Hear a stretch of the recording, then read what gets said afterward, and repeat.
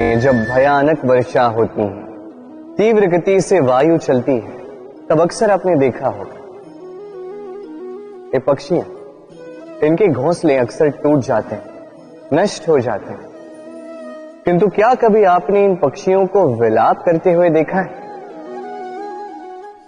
कभी नहीं। जैसे ही वर्षा रुकती है, ये पुनः तिनका तिनका जोड़कर अपना घोंसला पुनः बना ही देते हैं, अपना संसार वैसा बना देते हैं जैसा पहले था। और ऐसा क्यों? क्योंकि इस चक्रवात के कार्य से इन पक्षियों को कोई लेना देना है ही नहीं। वो तो बस वो करते हैं जो उनके हाथ में है। और यही है सुखी जीवन का मूल मंत्र। जो आपके वश में नहीं, उस पर विलाप करके कोई लाभ नहीं होगा। अपना ध्यान केवल उस पर केंद्रित कीजिए जो आपके वश में। जो बदल चुका है उसे कदाचित आप बदल नहीं सकते, किंतु जिसे आप बदल सकते हैं उस पर ध्यान केंद्रित कीजिए। इस जीवन में तनिक सकारात्मक बन जाइए, देखिए सब शुभ होगा। राधे राधे। मनुष्य सदैव विश्वास करता है ऊपर उठने में, ऊंचा और ऊंचा उठने में। किंतु वास्तविकता तो यह है कि जब तक शिखर को स्पर्श नहीं करोगे, ऊपर उठने में आनंद नहीं आएगा। अब देखिए ये वर्षा जब आकाश से गिरती है, धरती भी इसका स्वागत करती है, क्योंकि वर्षा गिरती है धरती की प्यास बुझाने के लिए। वर्षा आती है तो वन उपवन झूम उठते हैं, मोर पपीहे नाचते हैं, गाते हैं। इसलिए नहीं कि वर्षा गिरी, इसलिए कि वर्षा उस भाव से गिरी। अब उसी स्थान पे यदि आकाश से कड़कती हुई बिजली धरती पर गिरे तो ये प्रकृति भयभीत हो जाती है। अर्थात ये भाव अत्यंत महत्वपूर्ण है। सर्वप्रथम इस भाव को देखिएगा, और यदि इस भाव में सृजन है तो समझ लीजिए सब कुछ शुभ ही होगा। राधे राधे। जब भी हम किसी वृक्ष को देखते हैं, सर्वप्रथम हमारी दृष्टि पड़ती है उसके पुष्पों पर, हरे भरे पत्तों पर, रसीले फलों पर। किंतु वो कठोर, वो निस्वार्थ जड़, उससे तो हम कभी आकर्षित होते ही नहीं।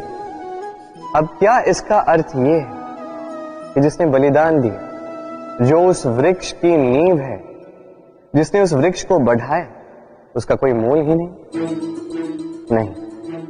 स्मरण रखिएगा, जब भी हम किसी वृक्ष को जल देते हैं, उसके पत्तों, पुष्पों या फलों को नहीं, उसकी जड़ को देते हैं। जब भी हम किसी वृक्ष की पूजा करते हैं, यही पुष्प, यही तिलक हम उसकी जड़ को अर्पित करते हैं। अर्थात कहीं न कहीं अनजाने में ये प्रकृति आपको वो मान दे ही देती है जिसके आप पात्र हैं। और इसीलिए तो मैं कहता हूं, तो कर्म किए जा, तू फल की चिंता ना कर। तुझे वो मान अवश्य मिलेगा जिसका तू पात्र है, बस विश्वास कर। राधे राधे। सागर कितना विशाल होता है ये सागर, क्या नहीं कर सकता ये सागर। क्षण भर में त्राही त्राही मचा सकता है, प्रलय ला सकता है, संसार मिटा सकता है। ये सागर जीवन ज्योति बुझा सकता है। यदि कुछ नहीं बुझा सकता तो एक प्यासे की प्यास। दूसरी ओर ये गागर इतनी छोटी है कि गोपियां एक साथ 10-10 लेकर चल सकती हैं, किंतु यही छोटी गागर 20 की प्यास बुझा सकती है। अब बताइए, जल सागर में भी है और गागर में भी, फिर इतना अंतर क्यों? यहां पे अंतर है तो भाव के स्वभाव में। एक माटी में मीठा जल संजो कर रखती है, तो दूसरा अपने खारे पानी से किसी को भी माटी में मिला सकता है। आप क्या बनना चाहेंगे? सागर का खारा पानी बनकर किसी की आस बुझाना चाहेंगे या मीठी गागर बनकर किसी की प्यास बुझाना चाहेंगे? निर्णय आपका है। राधे राधे।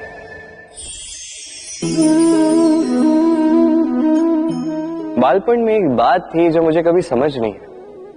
मैं सदैव आश्चर्यचकित रहता था कि ऐसा कैसे हो सकता है। बात कुछ यूं थी। मैं हमारी गौशाला में देखता था अलग अलग रंग रूप की गैया। किसी का रंग काला तो किसी का श्वेत, किसी का भूरा तो किसी का चितकब। अब मैं देखता था किसी के सींग बड़े हैं तो किसी के इतने छोटे कि मानो दिखाई ही न थे। कोई गैया आकार में छोटी थी तो कोई तनिक बड़ी, किंतु जब ये सारी गैयाएं दूध देती थी तो मैंने देखा सब कुछ तो समान, रंग समान, स्वाद समान, गुण समान, पौष्टिकता समान। अब मैं ये समझ नहीं पाया। मेरी दृष्टि में तो सारी गैयाएं अलग अलग थी। मैंने सोचा मैंने मैया से पूछता। मैंने मैया से पूछा। मैया ने मुझसे कहा, कान्हा, रंग रूप बदलने से गैया की वास्तविकता तो नहीं बदलती ना। गैया तो गैया ही रहेगी। अब मैं ये बात नहीं समझ पाता कि मनुष्य इसे आत्मसात कैसे नहीं कर सकता। देखिए, रंग, रूप, जात, धर्म, भाषा, इससे ऊपर है मानवता। और मानवता का एक ही धर्म है और वो है प्रेम। तो यही प्रेम अब सब में बांटते रहे, प्रेम से सबकी सेवा करते रहे। इस मानवता का अमृत चख के देखिए, फिर आप समझ जाएंगे कि हम सब भिन्न भिन्न नहीं हैं, हम सभी एक हैं। राधे राधे।